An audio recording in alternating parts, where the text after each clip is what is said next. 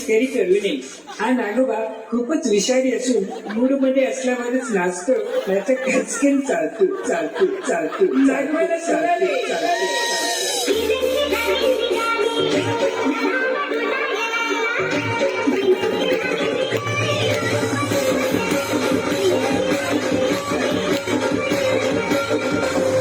हम सबका मकसद एक ही है, छीन दबाक डग डग